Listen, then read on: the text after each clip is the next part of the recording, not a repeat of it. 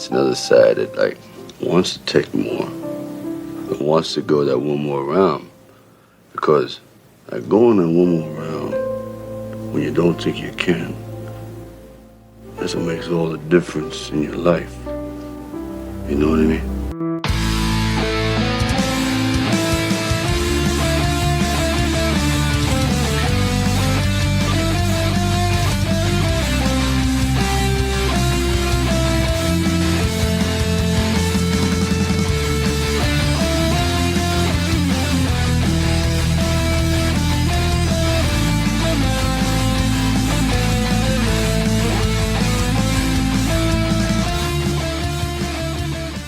All right. Good day, good morning, good afternoon, good evening, and welcome to another episode of One More Round, the Rocky Series podcast. I'm your host, Ryan, and with me today, of course, is Kyle and Katie. How you doing this morning or this day? I am as good as can be expected. Good. That's not a bad way to be. No, I'm fine. I'm doing really good. Okay. Katie, how are you doing? Yeah, same. Can't complain. Listen, it's Sunday. I got to go to work tomorrow. I know. Work's the worst. It's the worst. No, it really is. But, all right. Well, guys, look, we've got a lot to get through today, and in a good way. I don't even know where to start. Well, let's start with the one voicemail we got. We didn't get any emails or any real YouTube comments this week. That's fine. But Michael from the Screeners podcast, he's really good about staying on top of our live recordings. So he did have something to say regarding episode 11. Hi, Ryan, Katie, and Kyle. This is Michael Burgett of the Screen Nerds podcast. Great work as always. Just wanted to share some of my thoughts on this latest episode 11. You know, I hadn't really noticed until this viewing that the outside light of Marie's place is constantly on. Now, I don't know if it's because the switch to turn it off doesn't work, or if it's just one of those light fixtures that is constantly on. Either way, I never noticed it being constantly on until now. And that's probably also, too, why Marie never really changed the light bulb out, because it would just be going through light bulbs so much. And so probably why she never changed it out, but Rocky came through and changing it. And now we have the light bulb that's constantly on. Also, it could. I remember when we were watching that last scene with the light bulb on. I think we talked about it before during our original run on Going the Distance. We did just notice that the light was on, that was an odd thing that the light was on. But I think it might have just been how do you say it? Like the set design people just probably forgot the chart. Anyways, but I like that we're digging deep into the psyche of the bulb. I have an alternate theory, a potential alternate theory. So I like to take walks in my neighborhood. I know my neighborhood quite well as a result. Like I try and walk at least half an hour through the neighborhood, and I try and take different routes to kind of keep things interesting. And so I kind of get to know the houses in the neighborhood. And there are houses out there that just keep their lights on, like their porch light on, like 24/7. The people across from my house do this, actually. I know them decently well, and this detail is pertinent. They are Jehovah's Witnesses. And there's one day out of the whole year that their light is off. And that's Halloween, because they don't want trick-or-treaters coming to their house. But like 24/7, 364, that light is on, and then that one day it's off. So they could be just that house is one of those. And I think too, sometimes I forget my lights on. I like to keep my porch light on in the evening, like when it's dark. And sometimes in the morning I just forget to turn it off. So I do forget to turn off sometimes too. Yeah.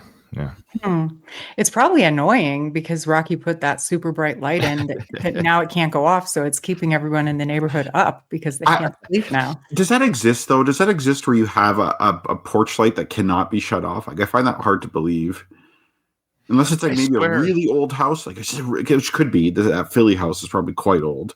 Like my house was built in the 50s, and there's a switch to turn that porch light off. It's probably supposed to be a motion light. But it's not. Maybe. I don't know.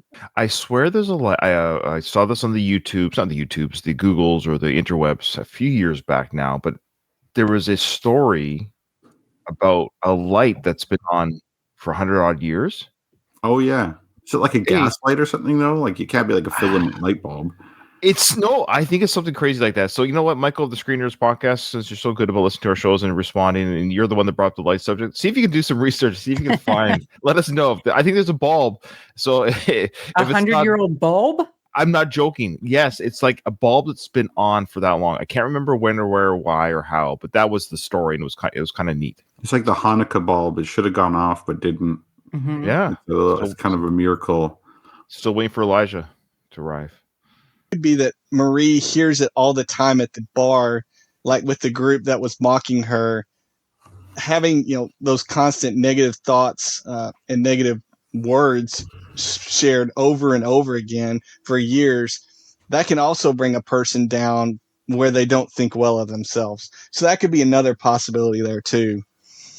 Kyle is right, and Kyle, I know you're saying dumb it down a little for me, but hopefully I can win you over here with this. But I do think you're right. The one worker kind of tripped on the corner on the pallet, but it's really because he was locked in on watching Paulie. So he probably was already on edge to being around Paulie to begin with. And then that little trip that he does probably just startled him even more so. So he was constantly just like on edge, and then having that happen really just kind of jostled him and shocked him even more so. But yeah, I have to side with Kyle on that one. I appreciate the kind words. They're very appreciated. But y'all do a really great job. Y'all have some really good and insightful thoughts, and really enjoy listening to them. And Katie, I'm from Tennessee, so that's where my accent is from. So if you were wondering where that sound comes from, it's because I'm from Tennessee. Great work as always. Can't wait to hear what you have to say on the next episode. Well, there you go. Michael from the Screeners podcast. Great guy. Great contributor to our show. Donald joined us in the live chat. It's been a while since we've seen him. Donald thinks that it's a safety thing, Kyle. I was thinking that. I didn't comment on that, but I agree with Donald. I like to do that too, because I feel like if your light's on, it indicates someone's home.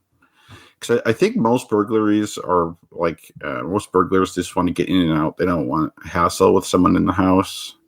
Right. So like if you have the light on, I've heard of people doing that like while they're on vacation, for example, like leaving the lights on in their house.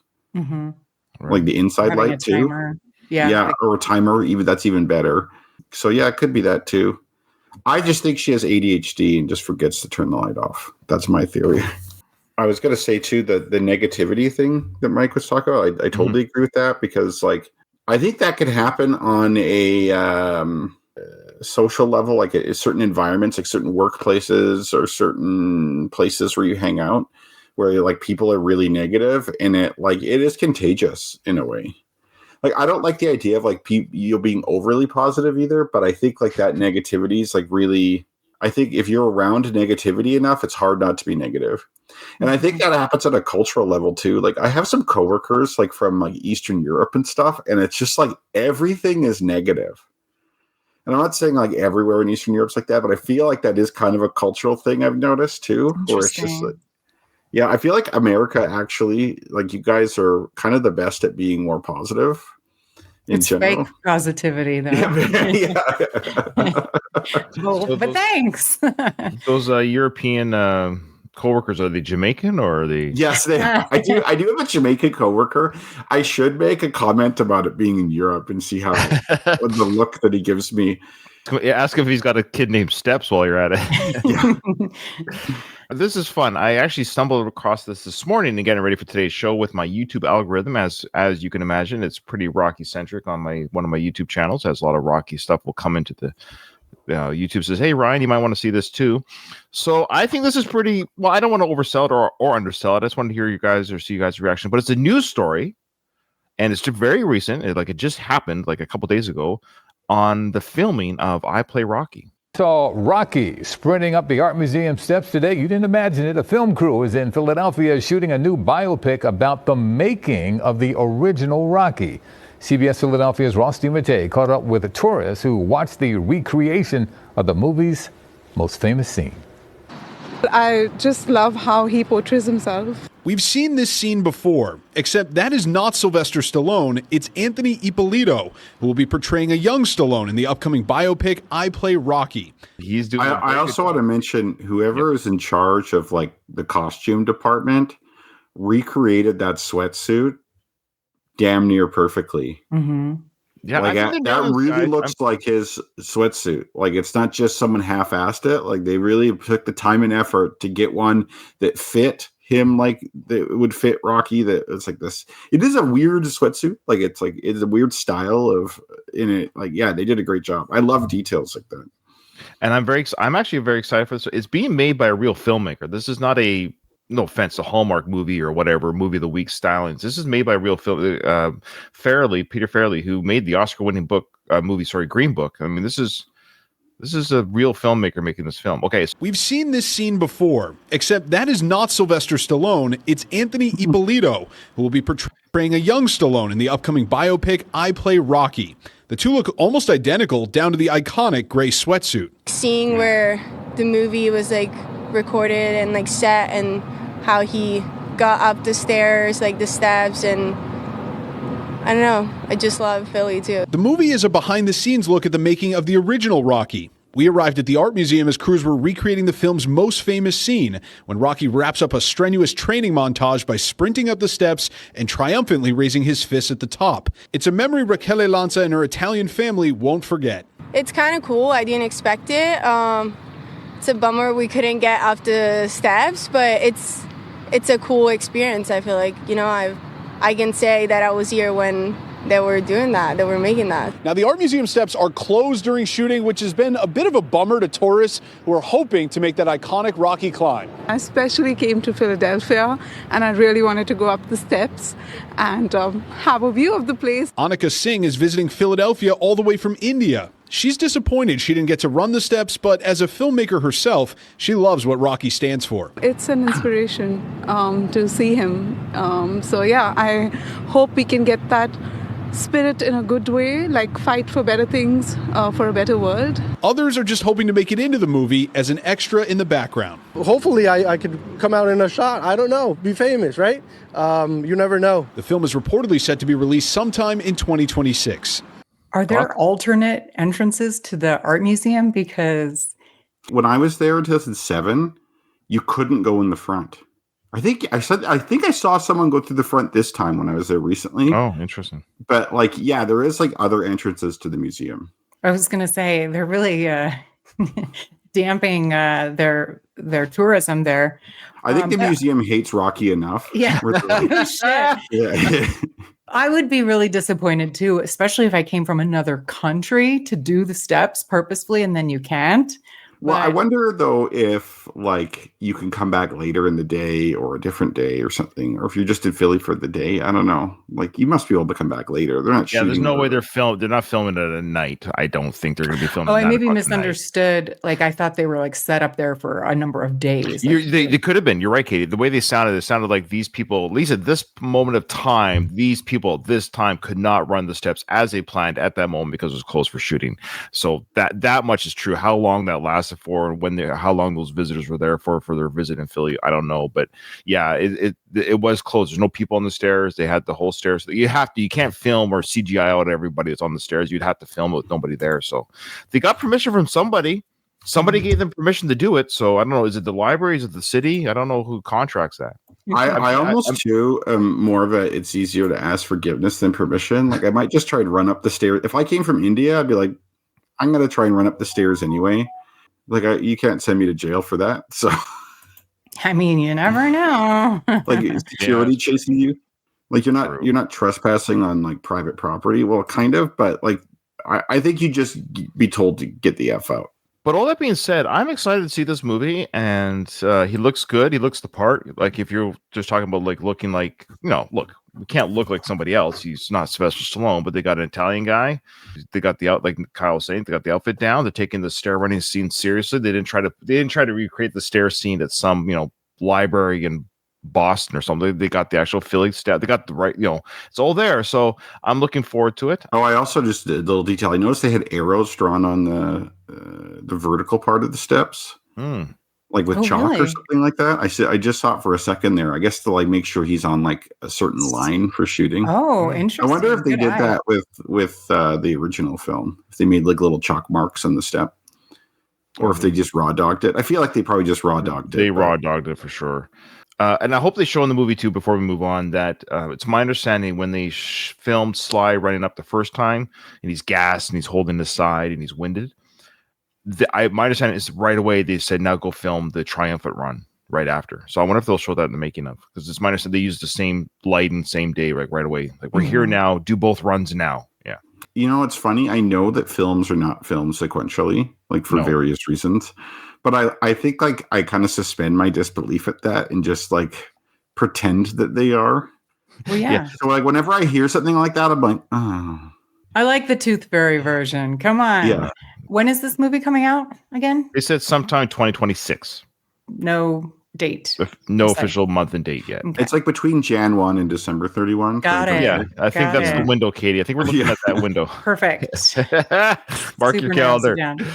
Okay, no, we're going to see it for sure. Okay, now, as you guys probably know, or I've mentioned before, dear listeners and you guys, I am one of the moderators. I think I'm the only active moderator, quite frankly, on the Rocky Balboa subreddit, which has 27,000 people on it. And it's pretty active community in its own little right. Because I'm the moderator there, I have to moderate and I have to like read stuff that comes in, blah, blah, blah. It's fun. For the most part, I don't really do much. I just quietly observe. And I also post our episodes there, and they're usually liked. Anyways, so we had a visitor. We had a real life visitor from the Rockyverse join Rocky Balboa's subreddit, and he presented an Ask Me Anything. Are you guys familiar with that term, Ask Me Anything? The AMA, Reddit AMA, mother. Never mind. Okay, so none other than Jimmy Gambina. Yeah. Okay. So I'm going to share the screen so you guys can see what I'm seeing as I read. I'm not going to read them all. I asked some questions myself. He answered me, and I want to hear some of our thoughts on Jimmy. Again, sorry, you mean Mike? So is that who you mean? Oh, well, we're gonna get into that. Yeah. Yeah. If there's anyone listening to the show who goes, Ryan, who's Jimmy Gambina in the Rocky universe? That's fine. I won't insult you by saying you should know this. It's Mike from the Make You Put Your Stuff on Skid Row. That little guy there. You should. I won't insult you by calling you a dumb fuck. If you listen to the show, you should know that. I won't say that. I wouldn't say that, but you know. I wonder if he grew. He's not deaf. He's short, but maybe he's short. Grew. Posts his thread, says, hey, I'm Jimmy. I'm that guy. Now, just for context, he is 82 years old. His son or his grandson, I think, is doing the typing and stuff, which is fine. Yeah. And I also think they ran it through ChatGPT or whatever large language model to auto correct, which again is fine. I don't mind that. Like, I think it's his words, but they used the reason why I know that is because when you don't take out the hyphens, that's a AI hyphenating. When you don't give it correct grammar, it'll hyphenate things to make it sound or look correct. I just know that. And the bullet points, that's that. But again, I think it's Jimmy's words. That's fine. I asked the question right away. Now, before we get to my big question, it is Jimmy. People were saying, how do I know it's Jimmy? And that's a fair question. That's like classic Reddit too. Like the paranoia on Reddit. I do have a picture of Jimmy. Jimmy presented himself, and I will show the photo after of what he looks like today. He looks pretty good for 82. He looks happy and healthy, and he's holding a sign that shows all of his socials. Again, created by or written by his grandsons. Okay. What a weird social to imitate. Like, if you're going to fake a social media thing, like, would you fake Jimmy Gambina? Yeah. I wouldn't dare. I wouldn't want to get on this guy's bad side. We'll get to that. Okay. So I wrote right away. You'll see here, Ryan. There's my name. Does Sly sell you his dog Butkus? When he got money for Rocky, how much did he pay you to get the dog back? And did the deal include a part in the picture? Now, we've all heard that story, right? I've heard that he sold that dog outside of like the liquor store in Los Angeles to some rando, and that he, after he got money, hung outside that liquor store hoping that guy would come back with the dog. Like, he hung out there for that's like one days. of the stories. I think it's the Jimmy story is the original or the issue. Yeah. Now, here's what Jimmy had to say about it. It goes, first of all, okay, for the record, I think Jimmy doesn't like Sly. No, and clearly. He also sees himself as the Jimmy thinks he's the reason why Rocky did so well. And we'll get into some of that. That's Jimmy, wild. He's also just known for being quite a character. Yeah, sure. So I just wanted people to understand that going into this. So this is what Jimmy said. He goes, first of all, he came to me and told me he needed the dog back to protect his family because he was going to Iowa for a film. I honestly forgot the name of the film. There was never, ever money involved in the lie of selling the dog, you capitalized lie, of selling the dog to me and in the lie of him buying the dog back. He gave Butkus to me after the film was wrapped, Rocky because Butkus and I developed a great relationship. And with Stallone's requirement of having to travel, he didn't trust the dog around his young children. The whole story doesn't make sense. It has changed so much over the years of lies. I always laugh at this because I was this evil guy who extorted him for the dog and in a role in the film. Then why did he ask me to return and train Sage for Rocky 5?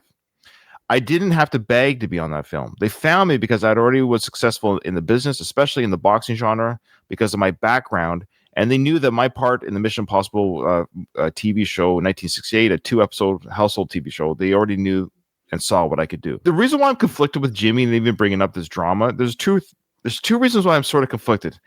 I don't think Jimmy's lying.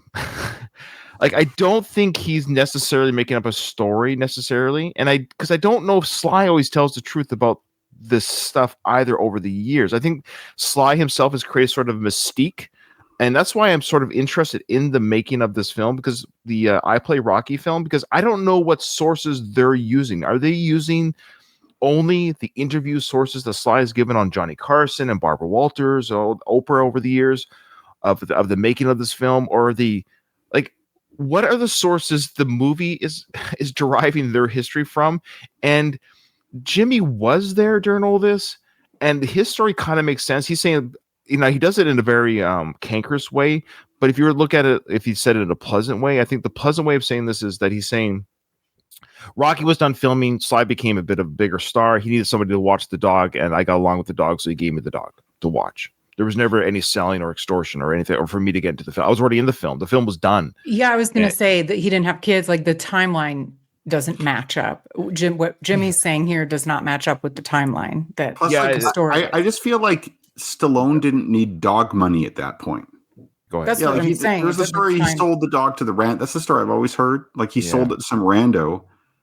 But it's like, why would he sell to Jimmy? That doesn't make sense. Like, to me, the story of Jimmy looking after his dog for him, and maybe there being a misinterpretation of whether it's, are you looking after the dog or are you giving me the dog? I could see that. But the idea of selling it doesn't make sense. I do actually believe Jimmy in that well, case. I too feel like I've heard that it wasn't always necessarily Jimmy, that Sly had to sell the dog before Rocky. This was the events before Rocky, before he had money. Then when he had money, he bought the dog back from whoever. And then at some point, I feel like I heard Jimmy raise his hand saying, I was the guy that he sold the dog to. I think both things can be true. I think they could both be, there are bits of truth in what they're both saying, and there are lies in what they're saying, what they're both saying. I think all of the above can be true. Yeah, because the protection thing doesn't make a lot of sense, but because clearly it's not like a protection dog. All sorts of things, but the timeline doesn't match up at all. Okay, we got more. Okay, this is great. So this came from a guy named Les Equipment. He says, how was training Carl Weathers different from training Stallone? Thank you. And here's Jimmy. Carl Weathers was definitely in much better shape. Well, throw a slide into the bus. I got to pick Carl Weathers. Look at this. I got to pick Carl Weathers, and I told him that if he listened to me, I would turn him into Apollo Creed. I told Stallone the same thing. Just do everything I say, and we will pull this movie off. I walked out on that film so many times when it started because I think the film started to feel far-fetched, but I kept that film genuine and spirited. I would agree with him that Weathers would have been. I think Carl Weathers was in better shape. He was in better shape because he's a pro athlete, and he kept up his training. And I also think Carl Weathers had amateur boxing experience. Where Stallone he was didn't. Definitely an athlete. He was an athlete for sure. Yeah. So and I think that's perfect because the Apollo Creed character was supposed to be the more skilled boxer, so that played into it nicely. I don't believe him necessarily when he says he picked Carl Weathers, that it was somehow like his thing. Now I'm just going by this Sly story of his story of like we'll find someone like once we find a real actor or something. I've always kind of believed that story too, but I don't know. I still don't buy it that he may have had some influence over picking Carl Weathers, but I don't. When he says I picked Carl Weathers, I don't buy that. Okay. Also saying just do everything I say and everything will be great. Yeah. You know what I mean? Like, come on, dude. Well, I could see a boxing trainer saying that because like you guys are not pros. So it's like, hey, if we want this to look like realistic boxing, like follow my instructions, right? Like don't do your own thing. I guess it's all. This is what I mean. It's about presentation. I wish it was. Yeah. I wish it was worded differently. Yeah, like Katie, like you're saying, it's done in such a way where, yeah, maybe he did have like influence. Yeah, a little bit of decorum in what you did to help, but it sounds absolute. That's the problem. Yeah, it's like very hyperbolic. Super narcissist. Like he thinks, there's just some narcissistic behavior going on here. Yeah, there is. Okay, more. And I got another question. And I said, in Rocky, you play the character Mike, but in Rocky 5, your character's credited as Jimmy. What happened to Mike? Great job, Ryan. And is Jimmy's Mike's twin? Solve this mystery. That's the most important question that could be asked. It really is. Like you have, like if you didn't ask that question, I'd be so disappointed. And I love that we finally have someone. I finally have him replying. Now he doesn't really help though, but he does have an answer. He goes, I was trying to figure out that when I was working on the film, I guess Rocky 5, there were multiple takes on the scenes, and I was so confused why they were calling me Jimmy. So I called it. Remember, I called it. I said I think they were just calling him Jimmy on the set, like during the film. Like I don't think they were calling him. I think they forgot or didn't care that he was Mike in the first Rocky film. I think that hey, we got Jimmy on Rocky 5. I think staff and crew or whoever actors. I think people just called him, and he was confused. Why does everyone keep calling me Jimmy? I'm supposed to be Mike. I honestly think they just didn't even care that he was in the film. They're like, sure, Jimmy, you're here to help out. Carry the spit bucket. He goes on to say, this is honestly one of the biggest problems I have. I have been trying to get this answer forever. We should all band together and ask Stallone. So he too doesn't know the answer. It is going to be just that. I don't know. Your name is Jimmy. We fucked up Jimmy Gambina. Okay, they fucked up. They called you Jimmy instead of Mike. Like I think that's all there is to it. They couldn't regenerate the video in the 90s like we can today to change what was said. We'll get AI to change it back for like a. This is why I give Jimmy some. This is why I give Jimmy some credit that he's telling the truth as he sees it, and also Rocky 5 was a little bit later. But the point is that we suspected, or I mean, I suspected that they just called him Jimmy on the set, and he's on the set, and he's confused by it too. And he goes, "Why is everyone calling me Jimmy?" So he too was like. I think because it was a bit of a not the greatest production. I think the movie kind of shows that it wasn't the best. People didn't care the way they cared about the first film on the fifth film. They just didn't like, oh, sure, you're Jimmy, whatever. And I just replied saying, yeah, we discussed this at length on our podcast. It is our theory that they never bothered calling you Mike. And whoever was in charge of the end credits simply heard you being called Jimmy the whole time. So they just credit you as Jimmy, as in you're playing yourself, sort of like Tony Duke, also known as Tony Burton. I think that happened to him during the first Rocky film's production. It shows the lack of care that went to Rocky 5's production. That was my. Do you think the upvote came from Jimmy? It might have. I got the one upvote from Jimmy. I guess my question to Jimmy is, you were on the set, and if you were wondering why they were calling you the wrong name, why didn't you say, hey, my name's Mike in the movie, FYI? Yeah, I know. Why wouldn't you have just said kind of that? a pussy? Like, sorry, this is mean for me to say, but like, I wonder because people they get on Reddit like the keyboard warriors and they talk a lot of shit, but then it's like when they're in person they're like kind of meek. Like, I wonder if he like didn't want to rock the boat by. It's possible. Yeah. I have no idea what this guy's actually like. He could be one of those people who is outspoken in person. Like, I don't want to say, but I just that's one theory. I actually reached out to Jimmy saying, hey, I wouldn't mind interviewing you. And he reached back right away and said, sure. But I don't know. I think we're almost getting enough Q&A almost through the Reddit. I'm not sure what else I would ask because I don't want him just to come on and shite talk Stallone. That's not my goal. And I think he'll do that because he's really butthurt about Sly and his, as he feels like he's not getting the proper respect and or dues because of the success of the first Rocky film. He truly believes he was the reason or one of the major reasons the film did so well. And I don't want to overdo this. We can maybe have a Jimmy segment every episode. He does talk about this stuff quite a bit. We'll do this last one right here. Oh, I actually asked one more question. I said, you had many scenes with Sage in part 5. How was he? He seemed like a great young lad. And he replied with, I was there when he was born. He goes, Sage was a great kid. We had such a good relationship. It bothered some people. That's a wild thing to say at the end. Charitably, it's like, maybe he's saying Sly was jealous because I got along with his kid better than he did, but he's saying it kind of like passive aggressively. That's what I think he's doing. You could probably have a couple really tight, specific questions for Jimmy that aren't here. I know. If he really knows the family well, like ask more about Sage, like the things that we inquire about, like why don't we see anything about Sergio? Like do you have any thoughts or insights as to why that is? the things that we all kind of wonder about that are never going to come out unless somebody close to the family knows. I could bug him again. He's been active again. He's really he posted. I almost deleted it as a mod. He posted like another thread about all the merch he's doing now. He's trying to tie himself into the 50th anniversary for next year. That's why he kind of crawled out of the woods a little bit. Yeah. He wants to be invited to everything. So I think he's trying to tread carefully without upsetting Sly too much, which might be a good time to interview him because I think he's trying to get a little bit like, hey, remember me? But he also feels like he has unpaid dues. And so, guys, if you want, just go to Reddit, type in Rocky Balboa, and you'll see it there. You can see his. In fact, if you just Google his name, it actually comes up now, and is next to his name, the searches it goes to this Reddit because it's pretty popular right now. Did anyone ask Jimmy how tall are you? I did. What did he say? I said, your character Mike told Rocky in the first film, "I'm not deaf, I'm short. How tall are you?" I asked that right here. And he wrote back, "It's not the size of the man that makes a man; it's the character, the experience that makes the man." This is like your classic like short man syndrome type of stuff. How dare you? So sorry to interrupt. He did not say. He just said. No. But he goes on to say, "But I had no problem pushing around big guys. I've done that my whole life. Randall Tex Cobb was a very dangerous fella. I put him on The Champ." So there you go. Now he's saying that he got this guy on the movie The Champ. So Jimmy's. This guy's unhinged, man. I know. I told you. I don't know if I can interview this guy. Crow. Yeah, honestly, I feel bad because like short guys get a lot of shit from people, and it's not fair. You have no control over your height.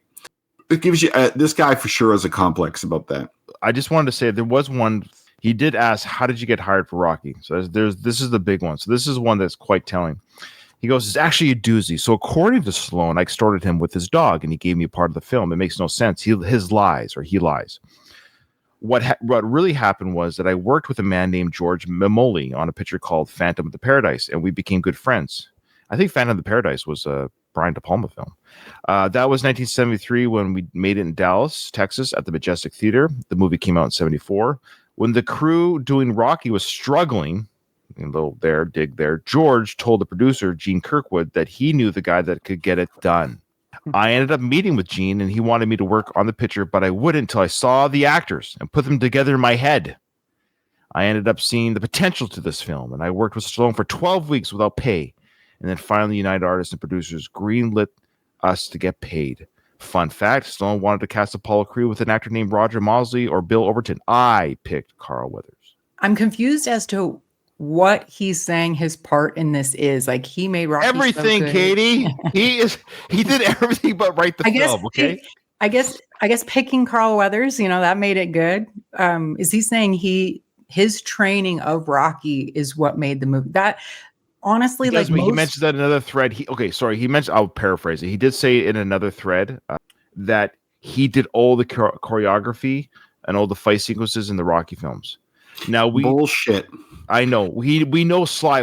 I've seen the handwritten notes. Sly, one of his Instagram reels, he actually hand wrote every single punch, duck, and block. He did that that was all Sly. It was like a dance choreography. But Jimmy says he did it. The reason I know Jimmy didn't do it. No one who knows boxing would have written it that way. That's kind of the tell. Sure. Right? A lot of boxing people, when they saw that fight sequence, is like, what the hell are you doing? Like, this is totally unrealistic. It makes for a great movie though. Rocky knocking down Apollo Creed on the first punch like that. No real boxing person like Jimmy would have wrote that. Like, that has Sly written all over it. That's a good point. I do think, obviously his role in this, knowing a thing or two about boxing, was helpful. I'm not like putting that aside though. The boxing element of Rocky arguably is the least important part of Rocky. Yes. It's like Jimmy's missing the point of the film. It's like he's missing the point of what made this film. Mm-hmm. He's the one that wrote, where's your hat? Yeah. Yeah. Like this, it's insecurity. Like you want that recognition. You want that fame. Oh, he doesn't look too bad, actually. He looks amazing. Like, if I looked that good at 82, I'd be thrilled. So there he is, and there's those socials there. Good. He didn't write that, not with those hands. That's somebody wrote that for him. All socials on Facebook, Twitter, TikTok, Reddit. He's posted to Reddit, Instagram. He's all over. He's even on TikTok. This guy. He probably doesn't know what TikTok is. His grandson probably just gave him that card. and filmed him, and he's like, Yeah. it's on the interweb somewhere. Yeah, so there he is. I mean, bless his heart, Jimmy. Like I guess what I would say to him is just be at peace. You know, you're part of something big.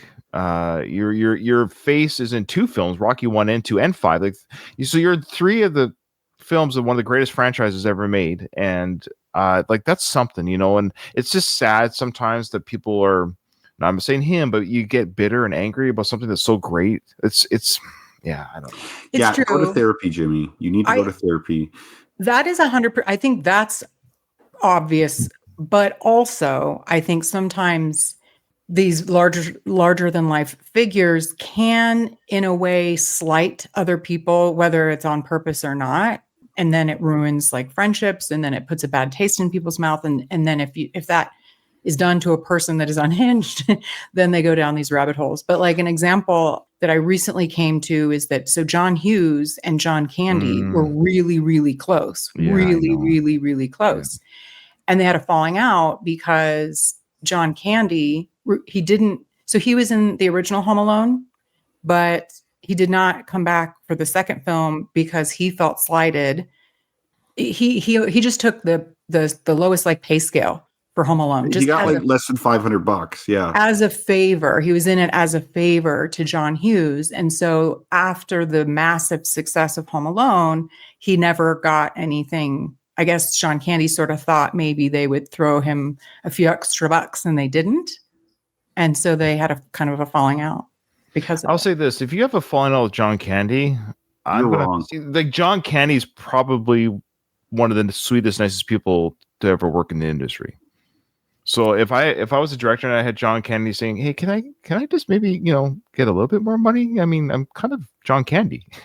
Like I did you a favor, and yeah. I guess I'm learning some things about John Hughes doing that. So I also have a show called Retromade, and I'm doing John Hughes season. That's how I know all of these facts, covering Home Alone and Home Alone 2.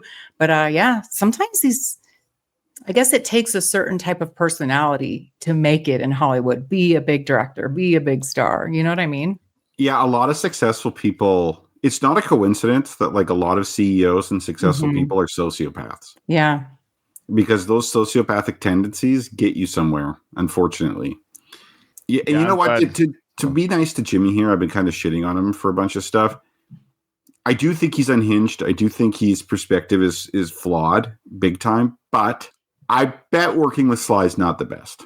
Like, as narcissistic and stuff as he is, I don't think Sly's no slouch either. And I think it's like when you get 2 people like that together, they're got to butt heads. Good point. Yep, that's a good point. Yeah, you have 2 strong personalities, and one's deaf and one's short. Okay.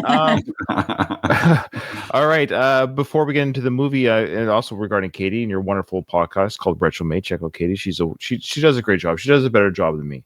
Did a interview with. Now this kind of ties in. Do you want to say how this interview ties in with Rocky?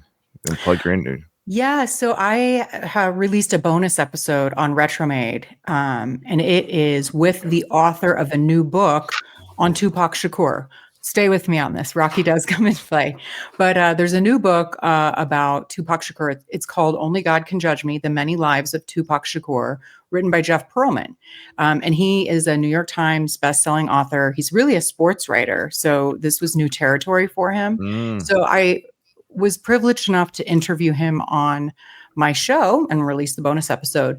But the reason I'm bringing it up, dear listeners of One More Round, is because we actually talk a fair amount of Rocky on that bonus episode. So you might want to check it out. Awesome. There it is. Only God Can Judge Me, The Many Lives of Tupac Shakur. Cool. You interviewed the author. Mm-hmm. Yeah. Good job. He was great. Yeah. I mean, I don't want to spoil it, but, we had some ideas about what his next project could be. Wow. Yeah, he's written some other books there, and awesome stuff. I look forward to hearing that, and I will be sure to, we're plugging it now. So check it out, Retromade on Audible, or audio, I should say. Just Google it, and it's going to be available on YouTube. Okay, well, let's get into it, folks. We're getting back into the movie of Rocky Balboa, the director's cut, where we last left off. Buddy trips on the pallet, so we're just going to start there and go from there.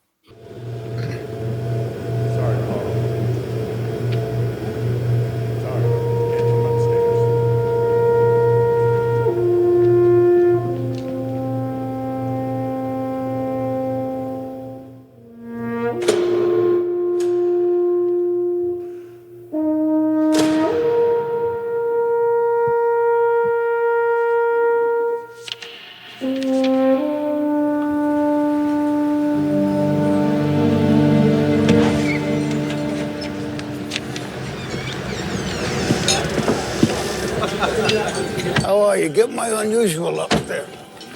Excuse me. Deliveries are in the back. I'm not a delivery guy. Well, do you have a reservation? Do I look like a freaking Indian? He's already sauced, isn't he? Oh, yeah, man. He has a punched out eye. Yeah. Oh, yeah. So he probably mixed it up with someone at work or on the street on the way there. I think it was at work. Probably when he was grabbing probably when he stole the beef, maybe. You know. Yeah, probably. Yeah, so you can't do that. And you know, yeah. Sorry, I laughed at the reservation joke, but my mic was muted. Let me do that again. Okay. Also, I don't know why I really dig the isms of each character of this series.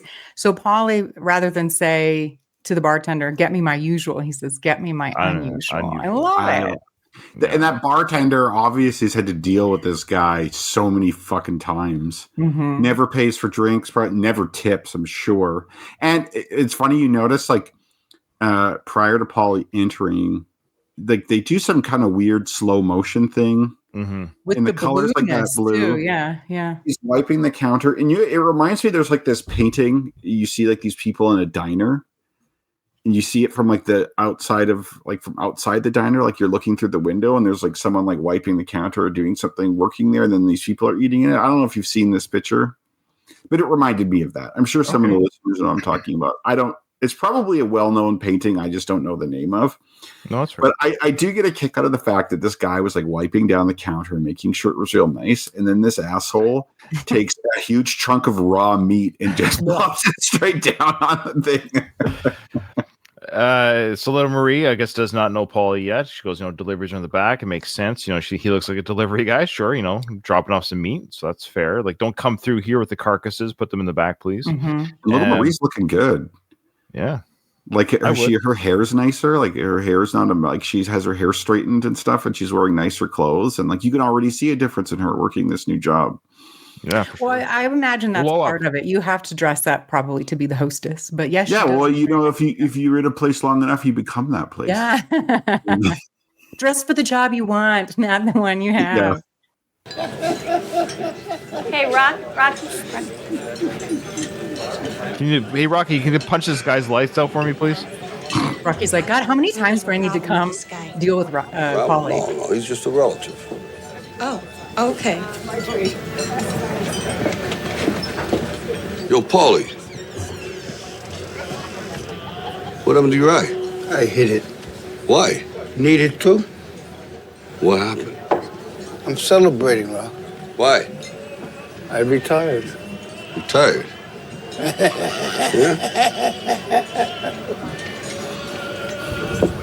So when they start giving retiring people meat instead of watches, Paulie? Now, does he say that because he knows, one, he's been fired, and two, that the punch was not self-inflicted, that was somebody else? Is he kind of like, you know what I mean? Like and he knows Paulie. He Rocky could put two and two together, like there's who punches their own eye? Fight Club. You ever seen Fight Club? Yeah, okay, but in reality, who punches their own eye, right? Like, of course, someone punched you. Yeah, you would if like you worked at that meat plant for 40 years, you'd have like a retirement party, either by the company or you'd have your own that people that like your coworkers that know you and like you would hold for you. Like we had a guy at my office just leave after 8 years, and like we had a thing for him with like a big thing of like cake, and there was like a slideshow and everything. Wow. Right? Like holy smokes, 40 years. Like I remember my grandpa retired from like he worked at the refinery for 40 years or 40 plus years, and they had a huge thing for him. Like that's a big deal when you retire. So it's like the idea that they just hand you a hunk of meat and send you out the door. Like no. That's true, although I'm not sure how many friends Paulie has that would come to his party, even if there was one. Like it's like the idea of Paulie getting fired is not far-fetched at all, right? Mm-hmm. Well, he got his paintings too, so he grabbed a couple of his personal effects, as they say. Effects. Yeah. I don't need a watch. I got a watch. You gave me a watch. Paulie. That's great. Now, this is a callback I like. I don't know why this is one of my favorite ones that I like because it was from Rocky 3, and that's kind of why I like it. There's two that I like the most from this film. The Rocky 5 callback with the home team. I love that one. And then the Rocky 3 callback of when Rocky gave him the XX watch. And that's just a great callback. You gave me a watch. I don't know why those are even better than the Spider Rico for me, or the Little Marie ones are too obvious. I like those those are what they call Easter eggs in the films. And it confirms an off-camera thing that happened. Katie, did you want to mention that, Katie? Oh, I was just going to point out that technically he was given the watch in Rocky 2 and he threw it on the ground because he was angry in Rocky 3. Yeah, and Rocky went to pick up the watch and he kicks it down the parking lot. Yeah. He must have picked it up off camera. It's no X-Lax watch. It's a real good watch. It's a Rolex. Yeah. Or that, right? Either Rocky picked it up or whoever was writing this forgot about the other film and other details. Yeah, we've learned that Sly himself forgets his own films as he writes films, and this happened to be, or maybe subconsciously, I don't know. Or did he get him a new X-Lax watch that kept better to him? That's the other thing too, is he could have given him a secondary X-Lax watch. No, they're meaning the original watch. I know. It still works because they're speaking to the because. Yeah, because with these movies, Katie, sorry to step on you. They're speaking to what we as an audience has seen. Like, that's what's funny about these films. Like, there is a life that occurs outside of what we see in these scenes, but I love how the characters almost seem to only live within the scenes that we see. But they have a whole, like, you're right, there's many Christmases, many birthdays where Rocky could have easily bought him another watch, but we never see that, so it must have never happened. It was only the Rocky 3 segment. Yeah, X-Lax should have a watch, and they call X-Lax watches shitty watches for a shitty time. I don't know. So sort of like smooth, keeps the time running. It runs smoothly every time. Yeah, something like that. Watch. A lot of fun taglines you could have with that company. I don't need a goddamn watch. Ooh, language. Yo, Paulie. I got a watch. I got 2 watches. Yo, Paulie. So he's got 2 watches. Now, that's a little... Did he buy a second one? Did Rocky give him 2? I like the reaction of the patrons, because it is like, have you ever been in, like, you've ever seen a public freak out? Not really. I've never really seen a true one that would make the rounds on Reddit type. Have you? Yeah, I've seen a few. I saw one a few years ago in the grocery store.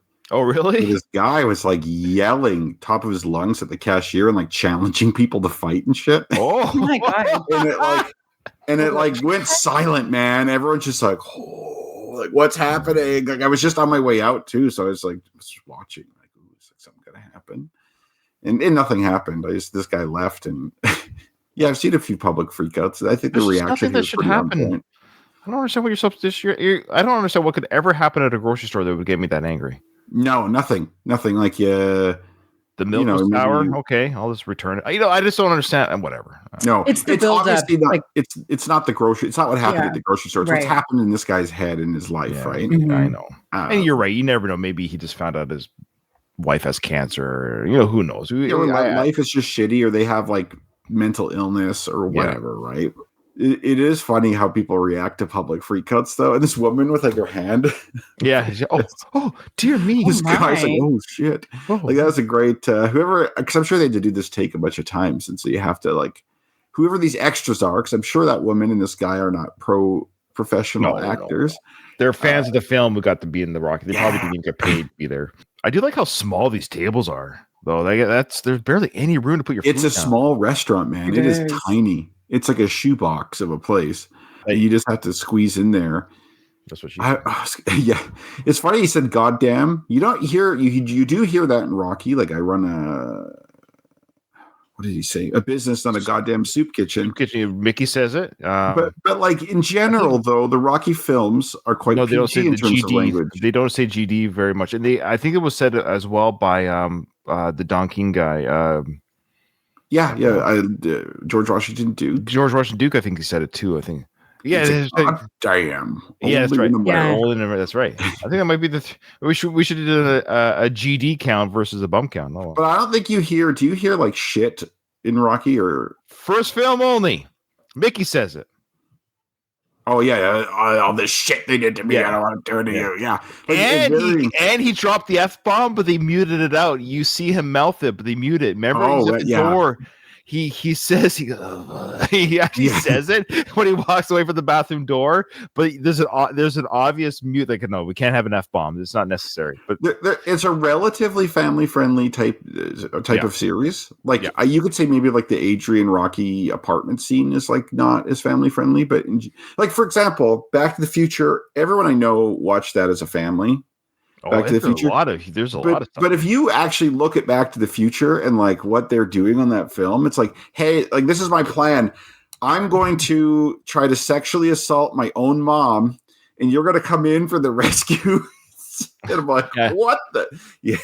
85, baby. It's 85. The film got made in 84. It came out in 85. That's like 40 years ago. It was a different film back then. But like, Rocky is comparatively more family friendly, is what I'm saying. I know, and everyone talks about the ones. Yeah, nobody talks about the Back to the Future uncomfortable scenes, but everybody talks about the Rocky one date. Good point. Yeah. Okay. Okay. So Paulie's pissed. He has 2 watches going in the alley to eat his meat. I mean, he might beat it too, maybe. Yeah, you're right. Look at she's oh man, look at her. She's like, this is no different than that bar I worked at. A bunch of bums. It's like the Philly trash follows me wherever I go. I'm surprised. You know what? I'm surprised she doesn't know Paulie from the bar. Wait a minute, is this a flub? Yeah, probably. Yeah. Or maybe Paulie just doesn't go to that bar. I mean, he goes to it. But what are the chances? Yeah, he does. What are the chances Rocky goes to that bar and Paulie never does? Yeah, they historically have been there together as well. You would think Paulie would go to that bar. Now, I do see Paulie more now as a drinking from home type, but yeah. By the way, that's a flub. I'm sorry. That's actually just occurred to me. She would know him from the bar. I think any bar within like a certain radius of where Rocky lives knows who Paulie is. I also want to say, what's this actress's name again? Geraldine Hughes. Yeah, she's looking good here. That's what I said. That's why I paused it. That's a great shot. She's looking really nice. Yeah. Look at the blouse about to pop open there. Oh. Look at that. She's quite healthy up top. And she always wears those sweaters. She's got there. This is a fortunate pause, though. Like just like her facial expression and stuff. Like, it looks nice. I would. Yeah. So, you said I would to Angie. So if you would Angie, you gotta buy. Oh, come on! I said tipsy Angie. Was it tipsy or sober Angie? I can't remember now. Well, either way.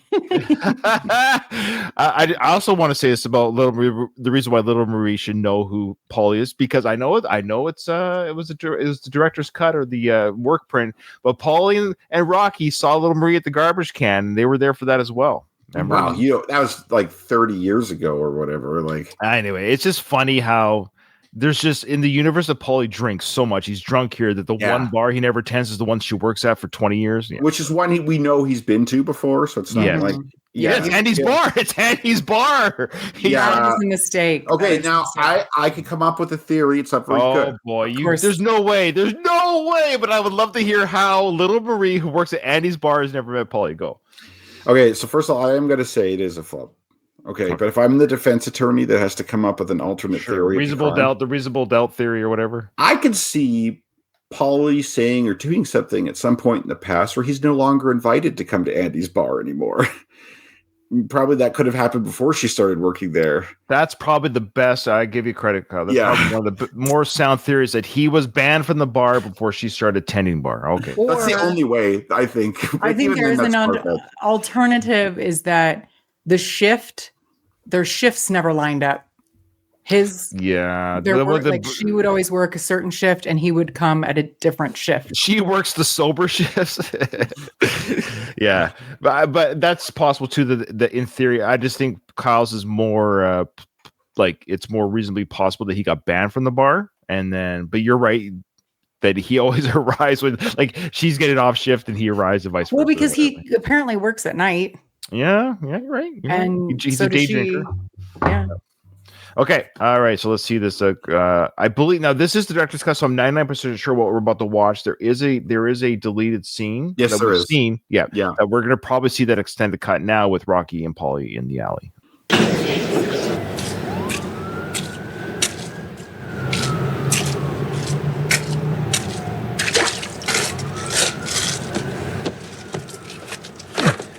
Yeah, I don't remember this. I love how you hear that puddle sound effect. There's no puddle there, but they kind of added this water sound effect, like you stepped in a big puddle, but there's really no puddle there. Anyway, with like the price of beef nowadays too, I'm like, you got to take that meat with you, man. Like you left like I don't know, $1,000. It's like so expensive. Hunter's taking it home after his dishwashing shift. Yo, Paulie. 31 years. 31 years. There we go, guys. Got to count. I give him 31 years. Okay, so now we have to say it's 2006. We have to assume then that we have to assume that he is talking about he's come and gone from that place. That's the what do you call it? The add up the years he's worked there, not in a row. Yeah, because we did think maybe he started earlier. Yeah, but because he would have had to just start in 75 when the Rocky 1 came out. Right. Which is possible. They're either accumulating and taking out the years that he worked for Gazo or whatever, but more often than not, maybe he worked for Gazo for a very short period of time, but more often than not, he worked at this place, and we're assuming it was around the time that Rocky occurred. I just figured that once Rocky got rich and he was like living there, and it's like, can I have a job? I'm like, I assume he fucked off from the meat place. You know what I mean? Like, do you think he's going from that mansion and like commuting to the meat house and coming back? Like, no. I thought he'd just be living off Rocky's teat. That's what I thought. Yeah, because can I have a job? Yeah. How are we squaring this circle? Man, this is like almost this is probably equally as difficult as like figuring the Rocky timelines out. Like, I don't think you can. I think it's like there was bad writing here that they're just he's come and gone. It's like I've been dating somebody on and off for 30 years. Or like, when people talk, they're not necessarily precise. And when it's like, to me, it's 31 years.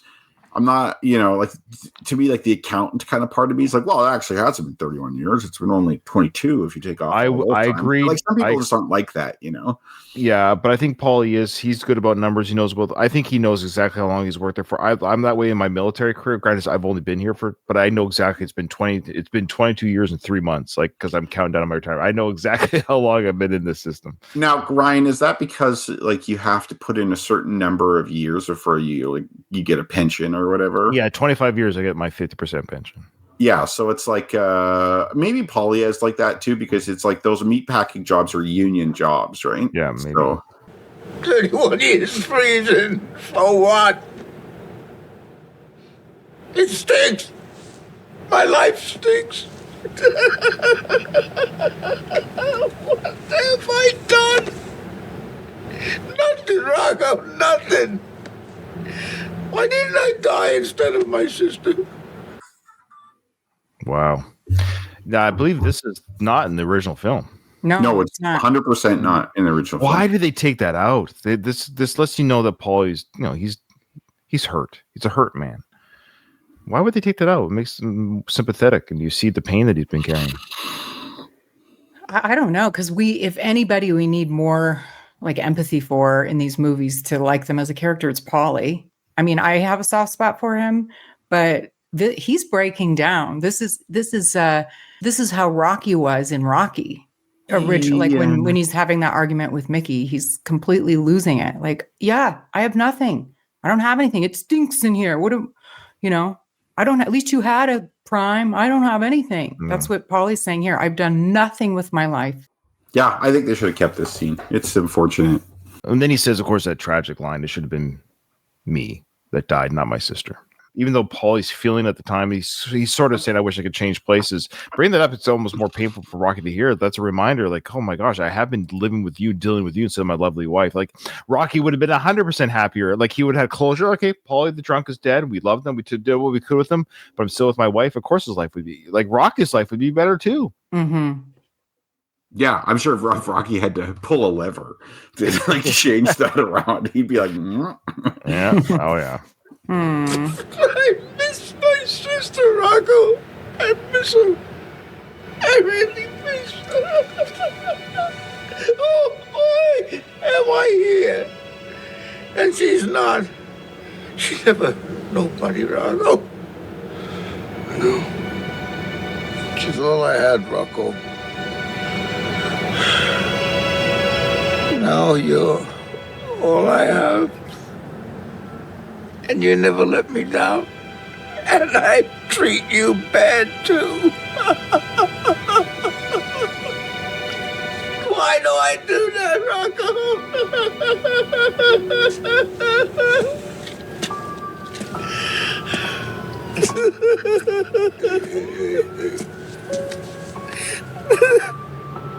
You're still my best friend, Paulie.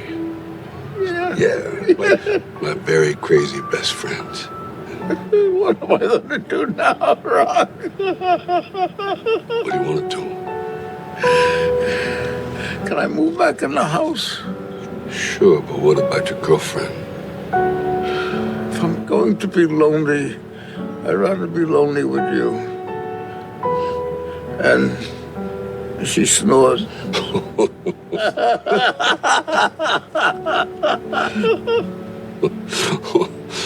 Well, yeah, it'd be great if you moved back in. Okay, I appreciate this, Rocco. So do I. Here, let me help you with this stuff. So yeah, they mentioned the girlfriend. I think there is another deleted scene that shows Paulie, and maybe it's not in this director's cut, but it shows Paulie in the apartment without the girl. It's never shown. You never see her, but she's talked about as well inside of the apartment. And if I remember right, I haven't watched that deleted scene in several years, but this scene makes it seem like Paulie's going to leave her. Mm-hmm. But the other scene, more realistically, I think she hits the road.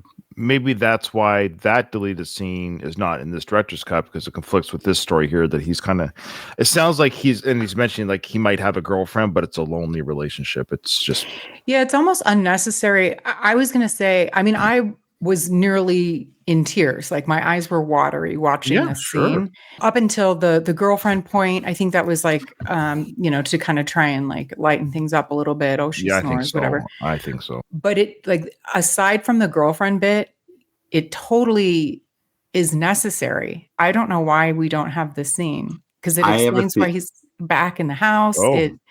They kind of make up. I don't know why this scene is cut. I have an idea, and it's not good. I think if I had to pick something, I have it too. But so I'm curious. I'd be surprised if you had the same one as me, but you might. This film is like a nostalgic kind of Sly going back to this, and like Sly showing like I could do things at this age, and this is like an anniversary of Rocky, and it's kind of like a journey back. I think this is Sly's project. I think this is about him. I think this scene with Paulie takes away the focus off him. So if like Sly has any say in this, I think he's gotta have scenes that focus on him and not scenes that focus on Paulie. That would track.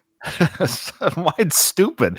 Kyle's is very deep and poignant. Mine is just like, I thought Burt Young's crying was a little annoying. Yeah. Well, he has a unique way of crying, but it's a realistic, like everybody cries differently. I know, but the part was like, so like, I'll show you how a man cries. Oh, wow. So take my glasses off for this. Oh, wow. So it's like, and then they're like, I have to hold this in. I cannot let this come out, and then it's like and then hold it back in, and then like you were fighting for your fucking life to not cry. And he does, I think, but there's a a point at which it comes out, and he's past that point when he's crying here. I don't know. I just think this is a very valuable, touching scene, because part of the movies, I have really liked their friendship over the years through these movies, and so I think this is important. And this is growth that we're seeing from Paulie. It's like this is his little therapy session. We needed it. I don't know why Sly cut it out. I don't understand it.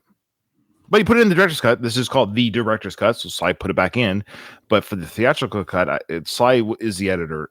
There might be the editor is a different name. Like we see the editor that you see, especially in a Sly film, is the person operating the equipment. We saw him do it when he edited the Drago and Rocky 4 recut. He had somebody else editing the actual work, but it was Sly directing the edit. So it's him cut that out, put that in, so somebody else is doing the equipment operation, but Sly is the director of the edit. So Sly is the director of the edit for all of his films. And that's for all directors. I should make that clear because editors do not have control over the narrative of a film because they actually say films are made in the editing room. Okay, anyways, the point is, I don't know why Sly decided to take it out. Maybe pacing. I'm not sure, but it's weird. It's weird for him to say, hey, this is great acting by Bert and us, and kind of a full circle Paulie moment to make him more loved by the audience who've gone on this journey with him. I don't know. Because then I think it now goes into the scene that is in the cut. So we'll get to that pretty quickly here. Thank you. Yeah, you're welcome. I think it's when he stands up. It's good to have you back. See, hey, it's good to have you here. I miss you. I don't know why it's weird. They didn't keep that. See you back at the house. I think it's this part that's in the theatrical cut, and only this part when he's in the alley, when he turns around. Yeah. It takes guts climbing back in that ring knowing you're going to take a beating. Thanks, Paulie. All right. You're going to do all right, Rocco. How do you know that? The stuff in the basement.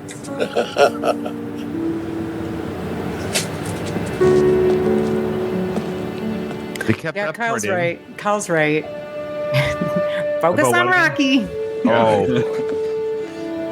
Yeah, you're right. It gets to his storyline, and you could argue there that the little chuckle and the stuff in the basement and you're going to do all right, Rock is a quicker way of saying that they've come to peace with each other. It ignores Paulie being a real human and that he's just like this sidekick that serves to pump up Rocky. I don't like it.